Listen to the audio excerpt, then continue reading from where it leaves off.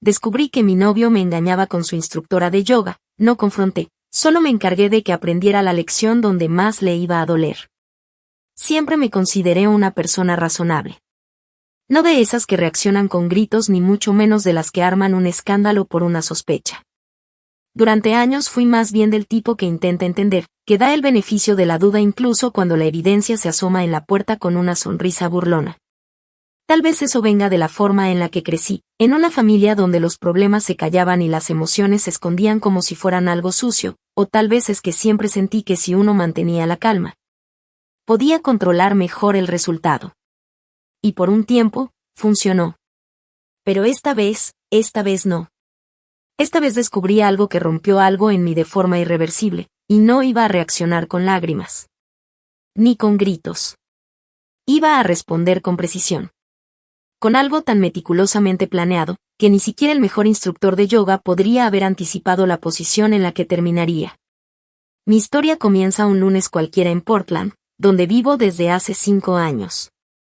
Trabajo como diseñadora UX para una empresa de tecnología. La típica compañía remota que parece moderna pero sigue funcionando con jefes que hacen micromanagement y reuniones inútiles de 1 hora para hablar de lo que ya se habló por Slack. Aún así, me va bien. Pago mis cuentas, tengo mi espacio y desde hace 3 años, comparto departamento con mi entonces novio, Jake. Cuando lo conocí, Jake era todo lo que creí que me faltaba, extrovertido, espontáneo, encantador, con un tipo de energía que llenaba una habitación en cuanto entraba. Nos conocimos en una reunión de amigos mutuos, y aunque en ese entonces yo salía de una relación bastante apagada, él logró algo que pocos habían conseguido en ese momento, me hizo reír, pero genuinamente, como si me sacara de la cabeza por unos minutos. Fue adictivo. Durante el primer año, fue fácil idealizarlo. Tenía ese carisma natural que parecía genuino, aunque con el tiempo entendí que no todas las sonrisas eran honestas. Aún así, nos mudamos juntos cuando apenas cumplíamos 10 meses. A mí me parecía apresurado, pero él insistía en que ahorraríamos en renta, que todo sería más fácil, que era lo lógico ya que pasábamos casi todo el tiempo juntos. No era un mal argumento. Yo estaba muy enamorada, y lo veía como alguien maduro, con iniciativa. Él trabajaba como barista en una cafetería muy bonita en el centro, de esas que sirven café en vasos reciclables con nombres raros y tienen murales de acuarela en las paredes. Además, desde hace poco más de 1 año había empezado a interesarse por el yoga. Lo veía como una forma de conectarse consigo mismo, decía él. Al principio pensé que era una moda, pero comenzó a tomárselo en serio. Compró su propia esterilla, empezó a leer sobre respiración consciente, e incluso empezó a asistir a clases 2 o 3 veces por semana en un estudio que, según él, era mucho mejor que cualquier otro de la ciudad. Nunca me molestó ese nuevo hábito. Al contrario, me parecía bonito que tuviera un espacio para sí mismo. Él sabía que yo necesitaba mis momentos de soledad y concentración para trabajar, así que su tiempo fuera me daba aire. Teníamos una dinámica que muchos envidiarían, no peleábamos por tonterías, hacíamos mercado juntos, planeábamos viajes, aunque casi nunca los hacíamos realidad, y teníamos una rutina tranquila. Pero, con el tiempo, empecé a notar detalles. Nada evidente, nada con una alarma roja inmediata, sino más bien pequeñas señales que, acumuladas, empezaron a formar una imagen desagradable que yo misma me negaba a mirar de frente. Para empezar, estaba su celular. Nunca había sido de los que bloqueaban todo con contraseñas, pero de pronto empezó a dejar el teléfono boca abajo, incluso cuando no había nadie más. Me decía que era porque no quería distracciones, pero a mí me parecía extraño que antes eso no le molestara. También estaba el tema de sus duchas. Empezó a ducharse al llegar del estudio, lo cual tenía sentido, pero luego también se bañaba antes de salir, y de nuevo antes de dormir, aunque no hubiera salido en la tarde. Me dijo que era por los aceites que usaban en la clase, que le daban calor, que sudaban más por las posturas. No soy experta en yoga, pero me pareció una justificación forzada. Aún así, lo dejé pasar. Lo que realmente encendió mi intuición fue una conversación accidental. Una tarde, mientras hablábamos por videollamada con su hermana, que vive en Chicago y con quien tengo una relación bastante cercana, ella mencionó algo de una chica llamada Cassidy. Yo no conocía ese nombre, pero noté cómo Jaque cambió de tono cuando ella lo mencionó. Fue sutil, pero lo noté. Él se apresuró a cambiar de tema, y luego me dijo que era una chica del estudio de yoga que daba clases privadas.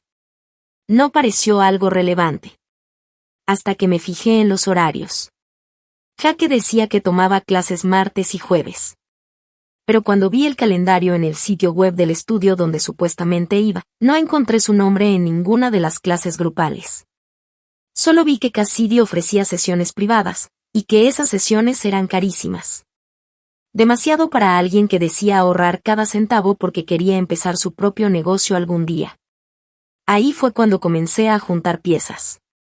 Me volví más observadora.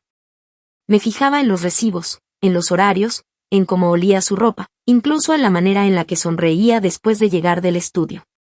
Era diferente. Había algo en su cuerpo, en su forma de moverse, que ya no era solo energía post-ejercicio. Era otra cosa. Plenitud, quizás. Satisfacción. Como si alguien lo hubiera tocado donde yo ya no lo hacía. Mi primer impulso fue hacer lo que todo el mundo hace, revisar su celular, buscar pistas, hacer preguntas con trampa. Pero no lo hice. Me contuve. No porque no me doliera, sino porque una parte de mí entendía que eso me pondría en una posición de desventaja. Si él ya estaba mintiendo, entonces iba a tener respuestas para todo. Y yo no quería una versión reciclada de la verdad. Quería algo que no pudiera desmentir. Quería atraparlo en su mundo de yoga y sudor con una sutileza que lo dejara sin palabras. Así que en lugar de actuar, empecé a planear. Y cuando empecé a planear, entendí que si iba a hacer esto bien, tenía que ser a su ritmo. Silenciosa. Lenta. Con la flexibilidad y la precisión de una postura bien sostenida. Porque él había elegido engañarme en un entorno que simbolizaba paz, introspección, autocuidado. Y yo iba a devolverle la lección más sucia que pudiera disfrazarse de limpieza espiritual. Actualización 1. Las semanas siguientes a mis sospechas se sintieron como caminar sobre una cuerda floja sostenida entre dos edificios altísimos. Cada paso que daba tenía que parecer natural. Cada palabra dicha tenía que ser cuidadosamente calculada, cada gesto mío debía reflejar que todo seguía normal, mientras por dentro ya estaba construyendo, ladrillo por ladrillo, el altar sobre el que pensaba ejecutar mi venganza. No sabía con exactitud si Jaque y la tal Cassidy estaban acostándose o si simplemente coqueteaban. Pero para mí ya no había mucha diferencia. No era cuestión de evidencias físicas ni de una confesión grabada. Lo que me importaba era que la traición ya había ocurrido, aunque él la disfrazara de autodescubrimiento espiritual. Una tarde, después de dejar programada una entrega para un cliente exigente, me tomé un café con Amanda, una de mis amigas más cercanas y también una de las pocas personas en las que confío cuando necesito hablar sin filtro. Le conté lo que estaba pasando, omitiendo algunos detalles pero dejando claro que algo raro ocurría y que no quería confrontar, todavía. Amanda me escuchó en silencio, como hace siempre, y cuando terminé me dijo algo que se me quedó clavado: no necesitas pruebas si lo que buscas no es una discusión, sino una lección. Y tenía razón. Yo no quería que él se sintiera expuesto. Quería que sintiera que su mundo se estaba desmoronando por completo sin que pudiera hacer nada al respecto. Que entendiera que había jugado con fuego en una habitación llena de gasolina, y que la persona más silenciosa en esa habitación era también la que llevaba el fósforo encendido en la mano. Esa misma noche empecé a crear una carpeta en mi computadora con el nombre de Estudio Diseño 2, una fachada aburrida que nadie en su sano juicio abriría. Dentro de esa carpeta, comencé a guardar capturas de sus correos, los que dejaba abiertos en la laptop cuando olvidaba cerrarla. Mensajes sospechosos en Instagram que encontré cuando una vez me pidió ayuda para conectar su cuenta a un formulario, y pequeños extractos de sus rutas de Uber donde el punto de llegada era el mismo estudio de yoga. Pero a horas donde supuestamente estaba en el trabajo. No necesitaba cientos de archivos.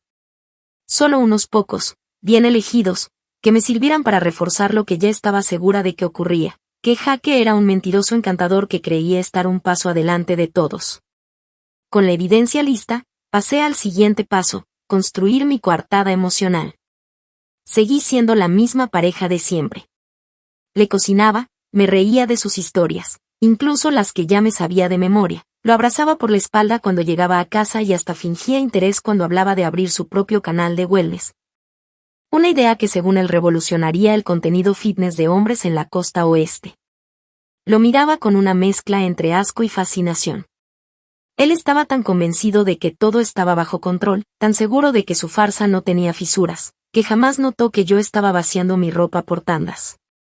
Comencé a llevar maletas pequeñas a casa de Amanda, primero mis libros, luego mis archivos personales, después la ropa que no usaba a diario. Cuando él dormía, sacaba fotos que eran mías de los portarretratos y las reemplazaba por imágenes genéricas. No se dio cuenta de nada. Pero no bastaba con marcharme sin avisar. Eso sería dejarlo libre, darle el regalo del olvido. Yo necesitaba que él cargara con mi sombra. Que su caída fuera tan sutil que no supiera de dónde venía el golpe. Así que me infiltré en su nuevo mundo.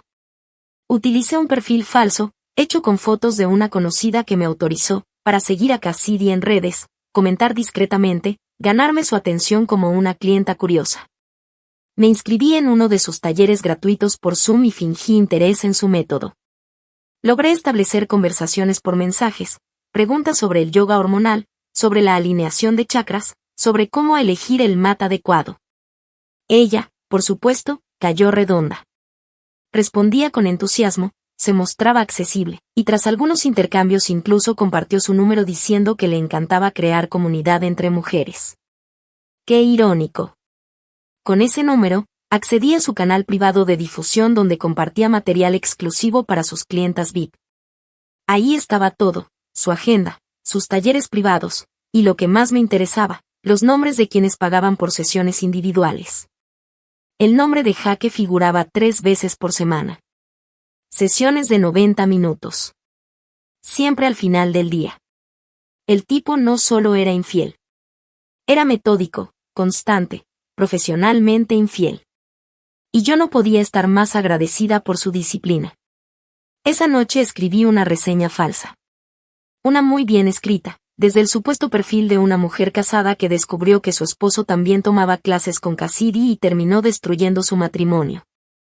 Usé frases vagas, pero poderosas. No es la clase lo que destruye hogares, es la falta de ética de quien la dicta. Publiqué la reseña en varias plataformas donde ella promocionaba su servicio, Yelp, una web de bienestar local, y un foro privado de espiritualidad femenina.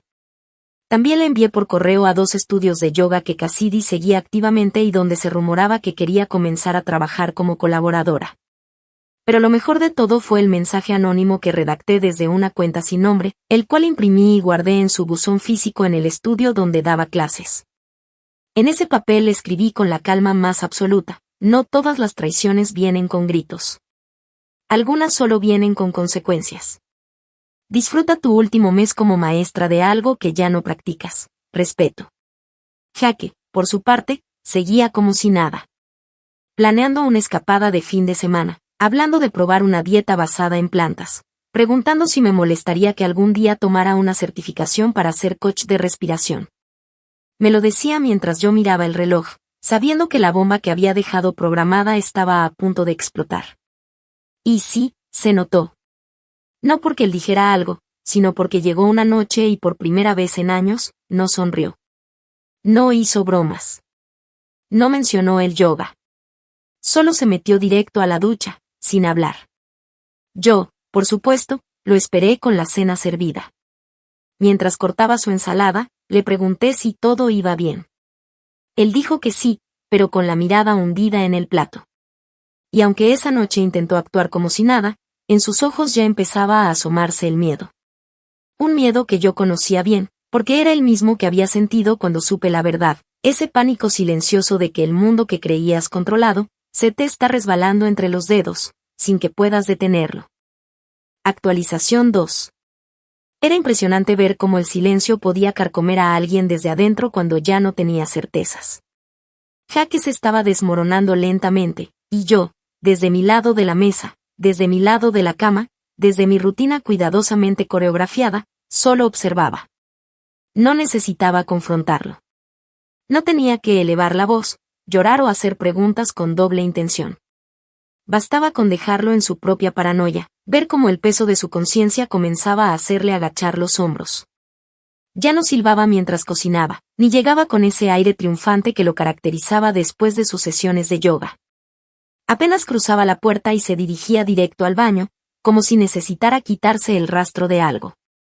Lo que no sabía es que ese algo ya estaba marcado en él desde antes. Me mantuve imperturbable. Por dentro sentía una mezcla entre satisfacción y fuego, satisfacción porque sabía que mis piezas se estaban moviendo de forma exacta, y fuego porque, aunque lo estaba destruyendo, aún me dolía. Me dolía haber creído en él, haber compartido mi espacio, mi cama, mi vida, mientras él se dedicaba a jugar a ser iluminado mientras se revolcaba con su gurú espiritual de pacotilla. Pero no permití que ese dolor nublara mi estrategia. El dolor era una herramienta, no un obstáculo. Una mañana, mientras él salía para lo que supuestamente era su turno doble en la cafetería, revisé su mochila. No lo había hecho nunca antes, pero algo me impulsó a hacerlo. Allí encontré lo que fue el golpe definitivo a cualquier mínima duda que me quedaba. Una cajita pequeña de aceite esencial con una notita doblada metida entre las mallas interiores. La nota estaba escrita con tinta lila y una caligrafía redonda, casi infantil, y decía, para que no te olvides de respirar, ni de mí. C. Esa C no era un misterio. Ni para mí, ni para él. Era una burla. Una provocación vestida de ternura. Y con esa última pieza, ya no quedaba más por descubrir. Solo quedaba ejecutar el resto del plan. Al día siguiente me aseguré de llegar antes de que él saliera. No tenía trabajo urgente, así que aproveché para preparar la segunda parte de mi venganza. Entré a su computadora portátil, una que compartíamos cuando hacíamos trámites o veíamos películas, y me dirigí al archivo donde guardaba todos sus currículums y cartas de presentación. Jaque había estado postulando a una beca para una certificación de wellness en California, algo que había estado esperando desde hacía meses. Había trabajado obsesivamente en ese portafolio, puliéndolo, buscando contactos, armando referencias falsas para parecer más experimentado. Lo que no sabía es que yo también conocía a una de las coordinadoras del programa, gracias a una excompañera de universidad que ahora trabajaba en esa misma red. Me bastó un mensaje y una invitación a almorzar para asegurarme de que su postulación fuera la última en la lista, y que, además, alguien se encargara de revisar a fondo su historial de recomendaciones. Para completar el golpe, escribí un correo desde su misma cuenta, dirigido a uno de los responsables del programa.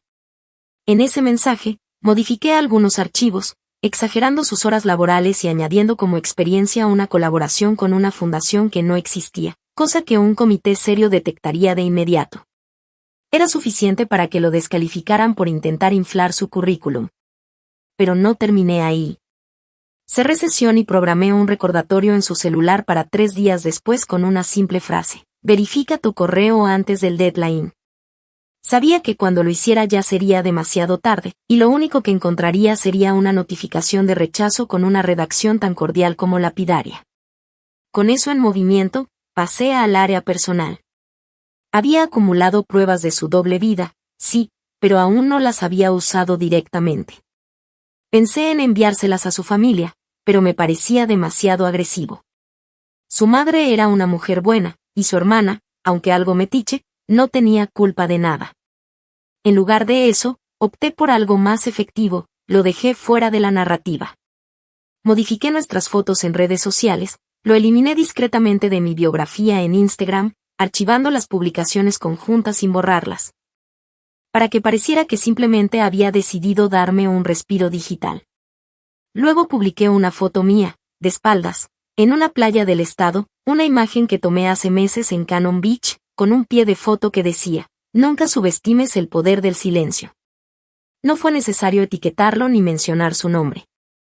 El mensaje era claro, y la cantidad de reacciones que recibió hizo el resto del trabajo. Gente preguntando si estaba bien, conocidos en común mandando mensajes privados, y entre ellos Cassidy, desde su cuenta secundaria. No me escribió directamente, pero vi su nombre entre los usuarios que miraban mis stories cada día, como si esperara que en algún momento estallara. Pero no iba a hacerlo. Porque el verdadero estallido era invisible. Iba dirigido a su estabilidad, a su rutina, a su fuente de ingresos. Gracias a Amanda, que tenía contactos en agencias de relaciones públicas, supe que Cassidy había sido considerada para ser embajadora de una marca local de aceites esenciales y productos wellness. Justo esa semana iban a hacer una pequeña campaña con entrevistas y cápsulas en video. Y justo esa semana, también, la cuenta de la marca recibió una docena de mensajes anónimos sobre su ética profesional cuestionable con sus clientes masculinos. No fue necesario firmar nada. Solo juntar lo que ya existía en redes, subir capturas de sus mensajes privados, porque sí, Cassidy tenía la manía de responder con corazoncitos y frases sugestivas a los hombres que la seguían. Incluso cuando estaban casados, y dejarlos circular. 3 días después, el anuncio de la campaña fue bajado de sus perfiles. Ella subió una historia diciendo que había decidido enfocarse en su paz interior y que se alejaba temporalmente de colaboraciones. Traducción: su reputación estaba en picada, y no sabía de dónde venía el golpe. Mientras todo eso ocurría, yo seguía en casa, actuando como si nada. Jaque comenzaba a colapsar, aunque trataba de disimularlo. Llegaba más tarde, hablaba menos, y empezó a tener lo que él llamó migrañas intensas.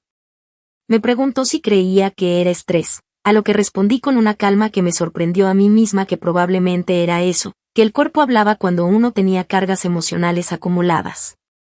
Me miró como si intentara buscar algo en mi cara, alguna señal de burla o desprecio. Pero no encontró nada. Yo era el retrato perfecto de una mujer comprensiva. Justo lo que él ya no merecía.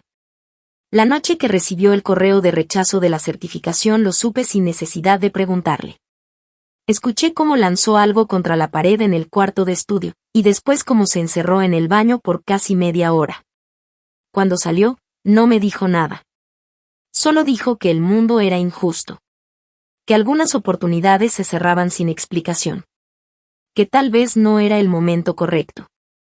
Y yo, que ya sabía que él había creado su propia condena con las manos, me limité a decirle que a veces, cuando uno no cultiva lo que tiene, la vida lo hace retroceder hasta que aprenda a valorar lo que perdió. Ni siquiera me miró a los ojos. Y eso, para mí, fue la primera señal real de que ya no era él quien controlaba la narrativa. Que ahora, el que tenía miedo de perderlo todo, era él. Y que yo, sin necesidad de levantar la voz, ya había ganado la primera parte de esta guerra silenciosa. Actualización 3. El cambio más evidente en Jaque no fue el cansancio en su rostro ni las ojeras que comenzaban a hacerse permanentes bajo sus ojos, tampoco fue la forma en la que evitaba mirarse en el espejo mientras se arreglaba por la mañana. Lo que de verdad me reveló que mi venganza estaba funcionando fue que por primera vez en 3 años, Jaque se empezó a sentir ajeno en su propia casa. Se movía como si estuviera de visita, caminaba despacio, se encerraba en el cuarto con cualquier excusa, hablaba menos por teléfono y cuando lo hacía con voz baja, casi como si tuviera miedo de ser escuchado. Y yo lo dejaba ser. No le preguntaba nada, no indagaba, no me entrometía. Porque no era necesario. Sabía perfectamente que cada paso mío lo desconcertaba, que mi tranquilidad era lo que más lo descolocaba, que no entendía por qué yo no había explotado, por qué no había hecho escándalo. ¿Por qué no le había lanzado nada en la cara? Ese silencio era mi castigo más refinado. Para entonces, yo ya había trasladado el 90% de mis cosas personales a casa de Amanda. Teníamos un acuerdo, ella me dejaba ocupar su cuarto de huéspedes mientras yo organizaba el cierre final. Solo iba al apartamento con Jaque a dormir y fingía seguir trabajando desde allí, aunque en realidad ya me había conectado desde la casa de Amanda las veces que lo necesitaba. Mi ropa colgaba aún en el closet, pero era solo una fachada. Todo lo importante estaba a salvo, lejos de su alcance. Mientras tanto, el departamento comenzaba a sentirse más frío. Empecé a apagar las velas aromáticas que antes encendía cada noche, quité las flores frescas de la sala, dejé de cocinar cenas elaboradas, de preguntarle cómo le había ido en su día.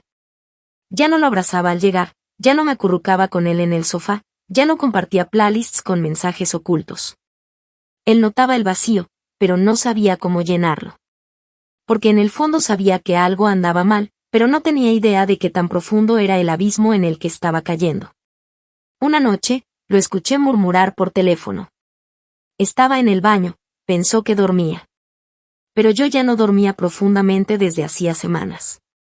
Me levanté con cuidado, me acerqué a la puerta y no escuché palabras completas, pero sí lo suficiente.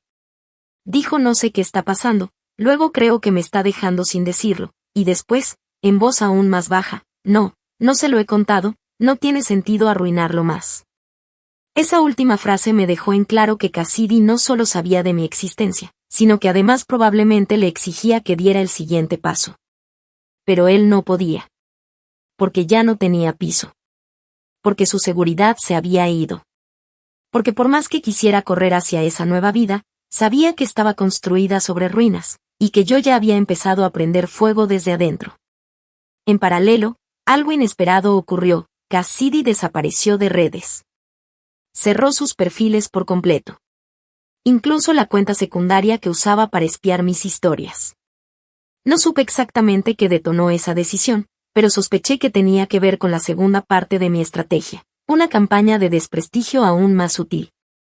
Había enviado, de forma totalmente anónima, un paquete con copias impresas de los mensajes que ella había enviado a múltiples hombres en redes sociales, la mayoría con pareja, algunos incluso casados.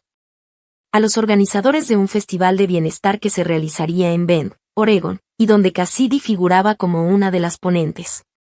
No eran pruebas de una infidelidad concreta, pero sí suficientes para sembrar la duda de que ella no era una figura profesional, sino una influencer con tendencias depredadoras.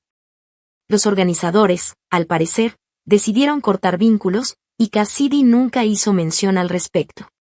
Solo dejó de publicar, de subir historias, de vender sus talleres. Por si fuera poco, un conocido mío, que trabajaba en logística de eventos, confirmó que el estudio donde ella impartía clases había recibido una queja formal por parte de una exalumna que aseguraba sentirse incómoda con la manera en la que Cassidy interactuaba con algunos hombres. No fui yo quien la presentó, claro. Pero sí quien la redactó. Y lo hice desde la narrativa más difícil de rebatir, la de una mujer decepcionada que esperaba sororidad y recibió manipulación.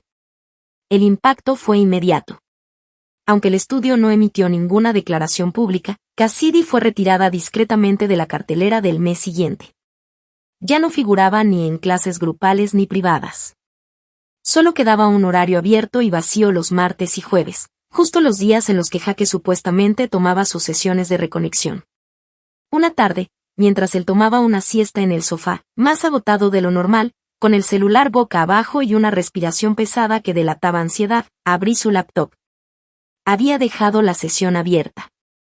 No buscaba nada en particular, pero encontré una carpeta llamada Respaldo Personal. Dentro, capturas de pantalla de mensajes entre él y Cassidy. No explícitos.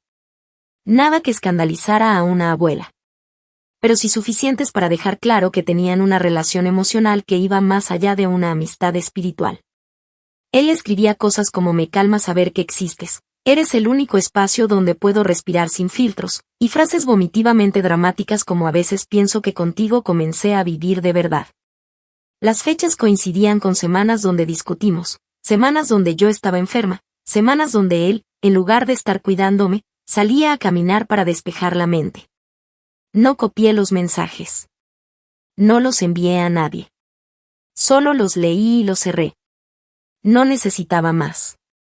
Lo que venía no era una exposición. Era el cierre total. A la mañana siguiente, mientras él aún dormía, cambié la contraseña del router de internet. También cerré sesión en todas las cuentas compartidas que teníamos: Netflix, Spotify, Prime, la app del banco donde teníamos la cuenta de ahorro conjunta, a mi nombre, por supuesto. Transferí lo último que quedaba ahí a mi cuenta personal, borré la app de su teléfono, y desinstalé el acceso desde sus dispositivos. Después, fui al closet, tomé las pocas cosas que quedaban mías, una chaqueta, un par de libros, una bolsa con mis productos de cuidado personal, y salí. No dejé nota. No dejé mensaje. Solo cerré la puerta. Esa misma tarde, desde casa de Amanda, programé un correo. Uno solo. Un archivo PDF adjunto con el resumen de todo lo que sabía, capturas, fechas, recibos, el nombre de Cassidy, su horario, su vínculo con el festival, la cancelación de su contrato. Y el rastro de mentiras que él dejó sin borrar. El asunto decía, esto no es venganza. Es consecuencia. El correo fue enviado justo al buzón de Jaque a las 5:30 de la tarde, la misma hora a la que usualmente regresaba de sus sesiones. El mismo momento en el que solía volver sonriente, respirando profundo, sintiéndose iluminado. Solo que esta vez, lo único que respiraría sería ceniza. Actualización 4. El silencio que vino después fue más atronador que cualquier confrontación. 3 semanas completas sin mensajes, sin llamadas, sin intentos de explicación, sin súplicas, sin siquiera una mísera reacción a la última pieza del rompecabezas que le entregué. No se trataba de orgullo ni de dignidad, era vergüenza. Absoluta y sofocante vergüenza.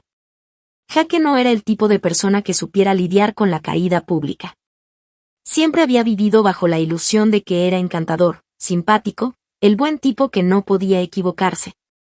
El que sabía decir lo correcto en el momento perfecto y que salía ileso de cualquier error porque lo envolvía en frases positivas o chistes sarcásticos. Pero esta vez no había margen para justificarse. Porque la persona que lo conocía en su versión más íntima, la que había sido testigo de sus inseguridades, de sus estrategias para manipular a los demás, de sus pequeñas crueldades disfrazadas de bromas. Era la misma que había desmontado su mundo desde dentro, sin gritar una sola palabra. Durante esos días, yo también guardé silencio. No por debilidad, sino porque sabía que la destrucción más eficaz es la que no necesita una audiencia. No me dediqué a subir indirectas, no compartí frases de empoderamiento en redes ni cambié mi foto de perfil a alguna imagen sugerente para provocar su atención. Mantuve mi vida exactamente igual a como ya venía reconstruyéndola. Desde casa de Amanda, comencé a trabajar con más concentración. Dormía mejor. Cocinaba para nosotras, adoptamos una rutina con paseos al atardecer, y los fines de semana explorábamos zonas rurales de Oregón que siempre habíamos querido visitar. Me sentía libre. No solo porque había dejado atrás a Jaque, sino porque no me debía ninguna conversación pendiente, ningún cierre de esos que tanto romantiza la gente. Yo no quería entender por qué lo hizo. No quería que se disculpara. Quería que se deshiciera lentamente bajo el peso de sus propias decisiones. Y vaya que lo hizo. Me enteré por casualidad, una de esas coincidencias que uno no planea pero que parecen caer como regalos envueltos con lazo de plata. Una tarde fui con Amanda a una cafetería en el noreste de la ciudad, una donde no solíamos ir pero que ofrecía un menú vegano que ella quería probar. Al llegar, vi una cara conocida detrás del mostrador. No me reconoció al principio, porque llevaba gafas oscuras, el cabello recogido y una chaqueta que jamás usaba. Pero yo sí lo vi. Jaque, sirviendo cafés, con una expresión apagada y la postura vencida. No estaba en la misma cafetería de antes, aquella hipster donde tenía su tribu y se sentía como el alma del lugar. No. Esta era una franquicia cualquiera, con uniforme de polo y gorra, con clientes indiferentes y jefes que daban órdenes secas. Esperé a que terminara de atender a una señora mayor, y entonces me acerqué. No a pedir nada. Solo caminé hasta estar a 1 metro de él, me quité los lentes, y lo miré directo a los ojos. La expresión que se dibujó en su rostro fue una mezcla entre pánico y derrota. No dijo mi nombre. No me saludó. No dijo absolutamente nada. Solo bajó la mirada y apretó los labios. Como si esperara que yo hablara primero, que le lanzara alguna frase cargada de rabia o resentimiento. Pero no lo hice. En su lugar, sonreí, una sonrisa tranquila, de esas que no buscan herir, pero que confirman que ya no queda nada, me di la vuelta, y regresé con Amanda, que ya me esperaba con el pedido en la mesa del fondo. No necesitaba decir nada. La humillación era evidente. En su nuevo empleo, rodeado de adolescentes mal pagados y adultos que sobrevivían con propinas, Jaque ya no era el centro de nada. Era uno más. Uno invisible. Y lo sabía. Días después, recibí un mensaje desde un número desconocido. Solo decía, sé que fui un idiota. No sé cómo arreglar algo que ya destruí. Espero que algún día me perdones. Te juro que no sabía cuánto te perdía hasta que fue demasiado tarde. Ni siquiera firmó con su nombre. Pero no hacía falta. No respondí. No porque no tuviera que decir, sino porque ya no me pertenecía ninguna emoción hacia él. Todo lo que alguna vez sentí ya había sido drenado en cada movimiento de mi plan, en cada decisión fría que tomé, en cada palabra no dicha. No era rencor lo que me sostenía. Era justicia. Lo que me enteré luego fue aún más satisfactorio. Una excompañera suya del antiguo estudio, una que había decidido renunciar poco después de que Cassidy fuera removida de la programación, me escribió por Instagram desde una cuenta que yo ni siquiera recordaba que tenía.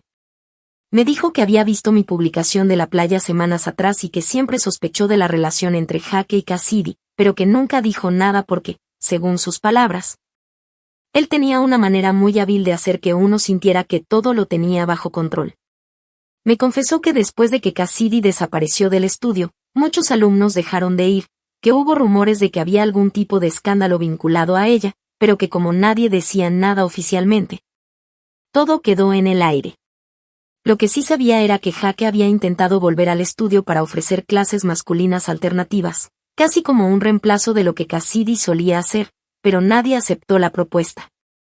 El dueño le dijo, literalmente, que prefería no vincularse con personas involucradas en rumores recientes. Traducción, estaba vetado. Así que ahora, ni yoga, ni café cool, ni reputación, ni círculo social. Solo él, su gorra corporativa, su delantal manchado y su silencio. Yo, por mi parte, comencé a publicar de nuevo en mis redes. No para provocarlo, sino porque ya me sentía lista para retomar mi espacio sin filtros. Subí fotos de mis nuevas ilustraciones, mis paseos con Amanda y, finalmente, compartí una imagen donde se veía una llave sobre la palma de mi mano, con el texto, nuevo comienzo, nuevo hogar. A veces hay que vaciarlo todo para empezar de verdad. No etiqueté a nadie. No usé hashtags sensacionalistas. Solo dejé que el mensaje hablara por sí mismo. Y aunque no lo vi nunca más en persona, me llegó un mensaje indirecto a través de otra conocida. Jaque está mal. No habla con nadie. Dice que todo se vino abajo sin aviso. Sonreí al leer eso. Porque no había nada más falso que esa última frase. El aviso estuvo siempre ahí. Él simplemente decidió no escucharlo. Actualización final. El día que me entregaron oficialmente las llaves del nuevo apartamento, supe que esa sería la última vez que mencionaría a Jaque en voz alta. No porque necesitara forzar el olvido, sino porque ya no ocupaba espacio emocional en mí. Había terminado de mudarme a un pequeño pero luminoso apartamento tipo estudio, con ventanas grandes que daban a una calle tranquila donde los árboles estallaban en tonos rojizos y dorados. Lo había decorado con calma, con muebles nuevos, todos elegidos por mí, sin tener que preguntar ni negociar colores. Con plantas que regaba cada mañana mientras tomaba café y con cuadros que por fin me atrevía a colgar sin esperar una opinión ajena. A veces me detenía frente al espejo y me observaba con detenimiento, y aunque la cara era la misma, había algo en la mirada que ya no estaba, el peso constante de la duda. La angustia silenciosa de saber que dormías con alguien que ya no era del todo tuyo. Me sentía completa, y lo que más me sorprendía era que no había tenido que gritar para lograrlo. Había bastado con paciencia, con estrategia y, sobre todo, con frialdad. Jaque, en cambio, ya no era más que un eco. A través de un conocido en común, un tipo con el que solíamos compartir juegos de mesa algunos viernes, me enteré de que él había renunciado a su empleo en la cafetería donde lo vi por última vez. Al parecer no soportó las miradas, ni la humillación silenciosa de haber bajado tanto el estándar después de sentirse, durante tanto tiempo, el centro del universo.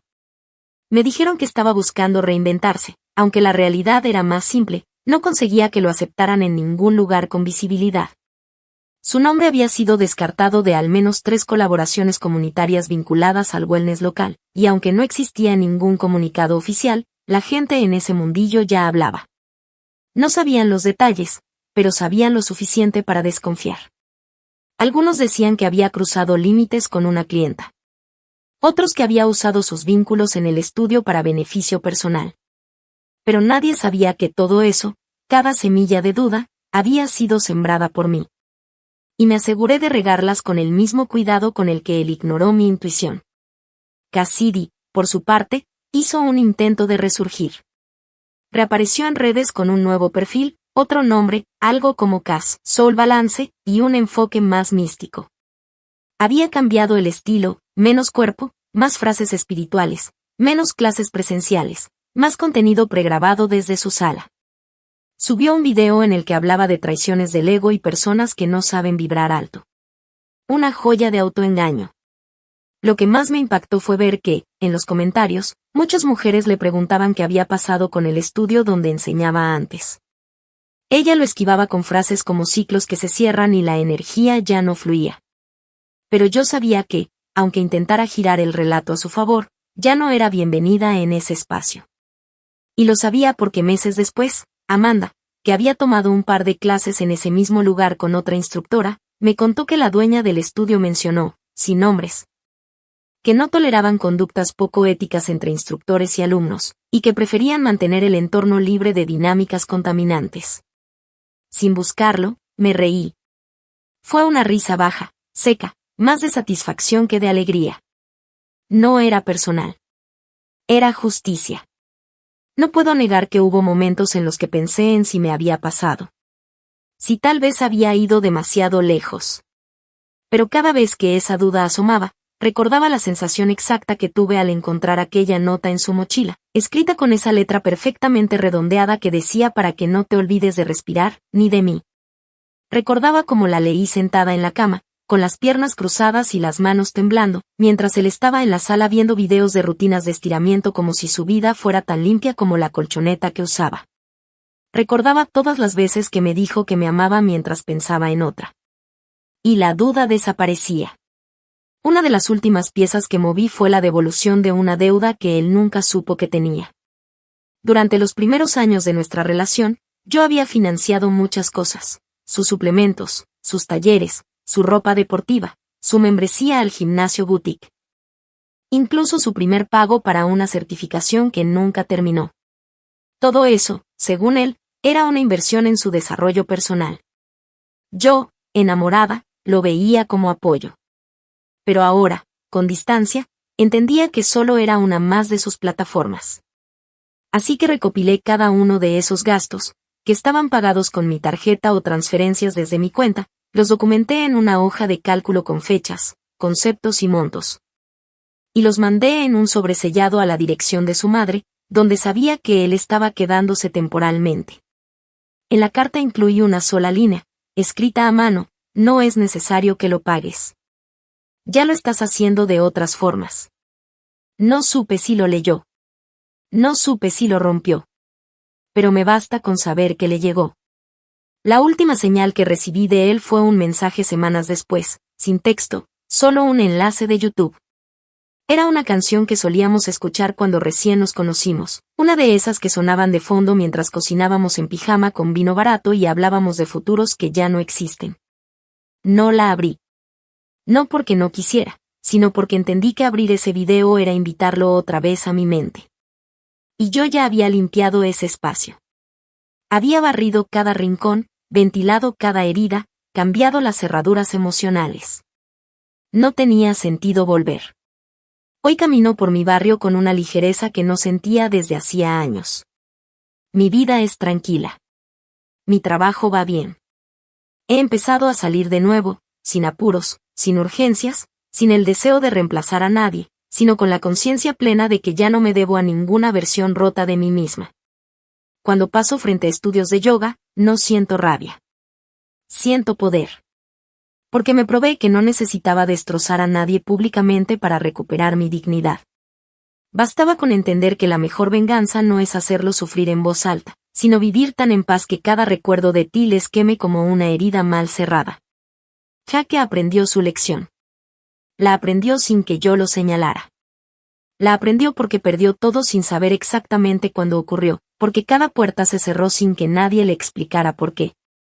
Porque en su intento de buscar algo más puro, terminó contaminando lo único que realmente era genuino. Y ahora, cuando se acuesta en cualquier sofá prestado, lejos del estudio, lejos del centro, lejos de mí, que se acuerde de respirar. Porque de eso se trataba, ¿no? Solo que esta vez, el aire se lo cobré caro.